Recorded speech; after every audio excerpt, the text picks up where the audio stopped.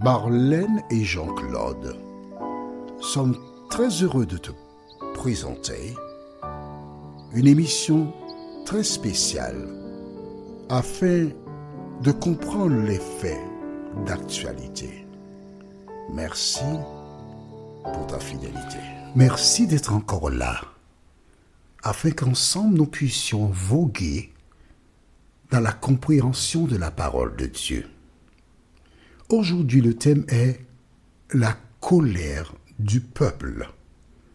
La référence se trouve au livre de Exode, chapitre 5, les versets 19 à 21.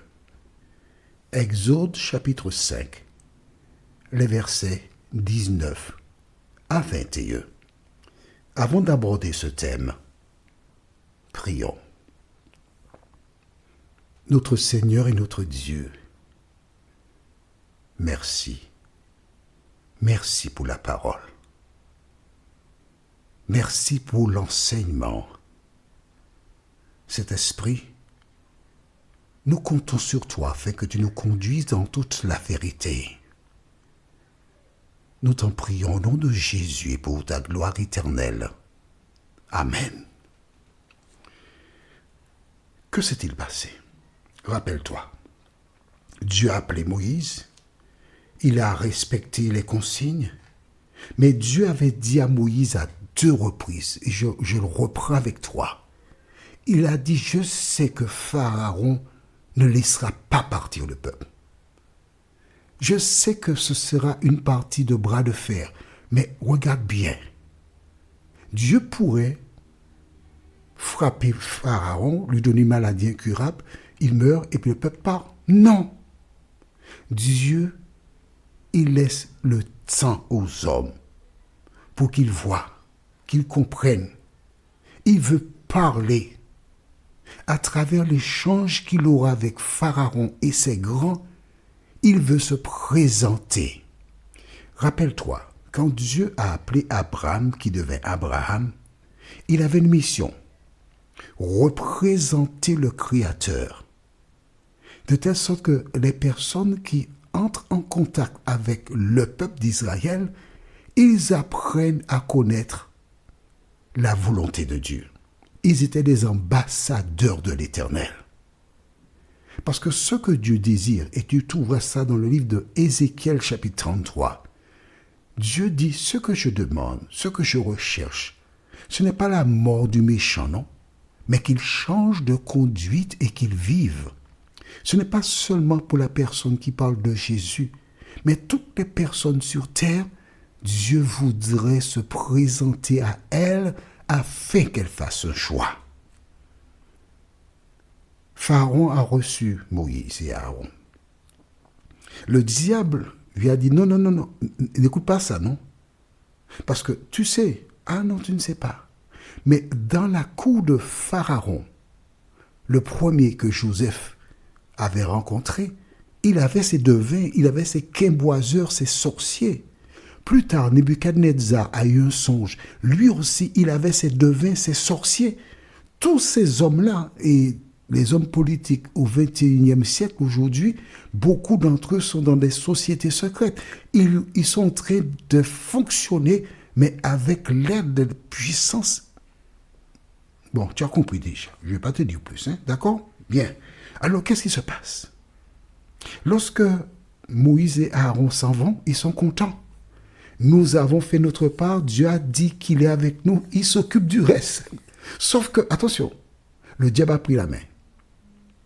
Et il a ordonné d'augmenter la charge de travail. Et forcément, quand il fait cela, que se passe-t-il? Lisons la référence du jour dans le livre de Exode chapitre 5, les versets 19 à 21. Les commissaires des enfants d'Israël virent qu'on les rendait malheureux en disant, vous ne retrancherez rien de vos briques. Chaque jour, la tâche du jour. En sortant de chez Pharaon, ils rencontrèrent Moïse et Aaron qui les attendaient. Alors, qu'est-ce qui se passe? La charge est rude. les commissaires des enfants d'Israël, donc certainement des Hébreux, ils demandent audience à Pharaon. Et le bruit circule. Moïse et Aaron sont au courant que les commissaires vont voir Pharaon. Moïse aussi sont au courant qu'on a augmenté la charge de travail.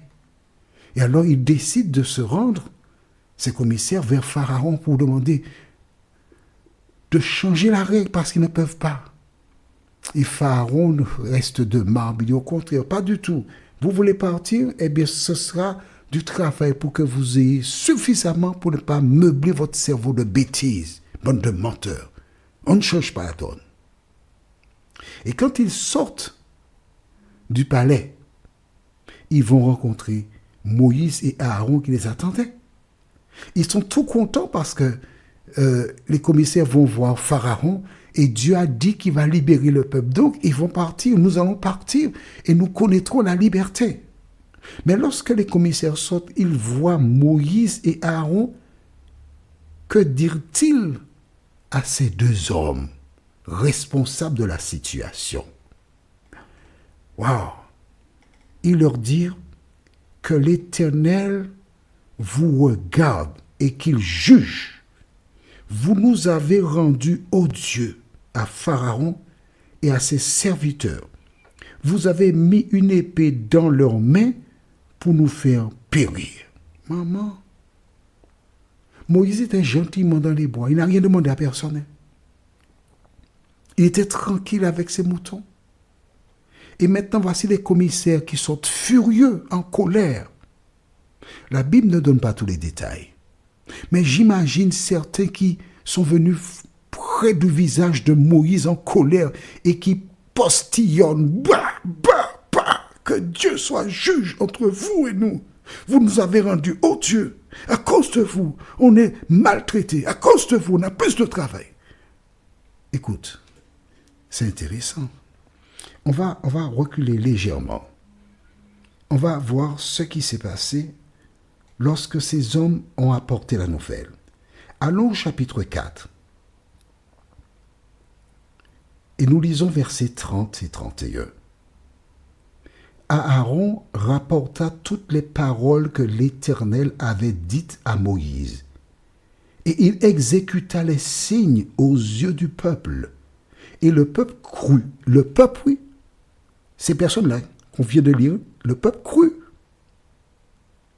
Ils apprirent que l'Éternel avait vu les enfants d'Israël, qu'il avait vu leur souffrance, et ils s'inclinèrent et se prosternèrent. Et à la première difficulté, qu'est-ce qui se passe? Que l'Éternel soit juge entre vous et moi.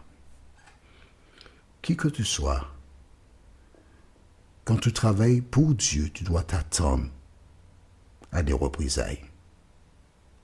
Quand tu travailles pour Dieu, tu dois t'attendre à recevoir de mauvais traitements.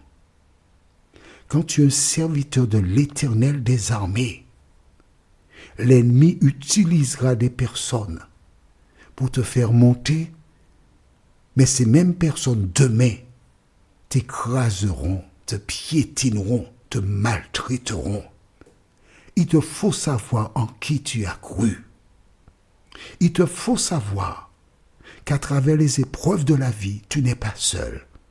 Parce que Jésus a annoncé « Je suis avec vous tous les jours jusqu'à la fin du monde ». Plusieurs personnes imaginent à tort que lorsqu'on travaille pour Dieu, c'est un long fleuve tranquille. C'est pas vrai. C'est faux.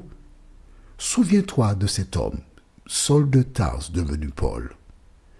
En parlant de sa vie, il dit « En péril chez les païens, en péril sur les mers, en péril à gauche, en péril à droite, en péril chez les faux frères. » Partout, c'était une vie de péril. Il dit même, on nous regarde comme des brebis destinées à la boucherie. Mais n'oublie pas, il y a une chanson anglaise que j'aime énormément qui dit « It is not in vain. What you do for Jesus Christ is not in vain. » Ce n'est pas en vain. Ce n'est pas en vain. Tout ce que tu fais pour Jésus-Christ n'est pas en vain. Aujourd'hui, tu es décrié. Aujourd'hui, tu es maltraité, dénigré, rejeté, insulté. Des gens peuvent tenir des propos diffamatoires à ton endroit. Si tu es ancré sur Jésus de Nazareth, si tu sais en qui tu as cru, si tu as lavé ta robe dans le sang précieux de Jésus, alors tu peux interpréter une chanson que j'aime beaucoup qui dit « Oui, tout est bien. Oh mon âme, ne crains rien. » Quand tu sais que Jésus est avec toi, tu n'as rien à craindre. Je te répète, tous ceux, toutes celles qui veulent vivre pieusement en Jésus-Christ, la Bible déclare, seront persécutés. Il n'a pas dit peuvent être. Il a dit seront persécutés. Je t'encourage, jour après jour, à lire la parole, à l'étudier et à demander à Dieu de t'aider à la mettre en pratique, car ce n'est qu'ainsi, seulement ainsi, que tu pourras tenir au milieu des épreuves. Jésus lui-même déclara que si les jours n'étaient pas abrégés, même les élus risqueraient d'être perdus. Garde tes yeux sur Jésus. Ne regarde pas aux hommes. Ne retiens pas leurs propos, leurs paroles, leurs actions.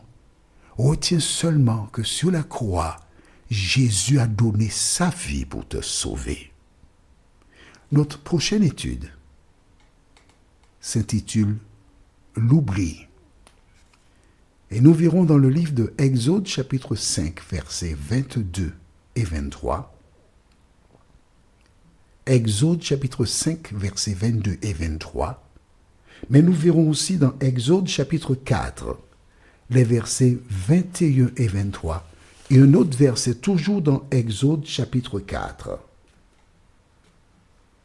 En attendant, prions.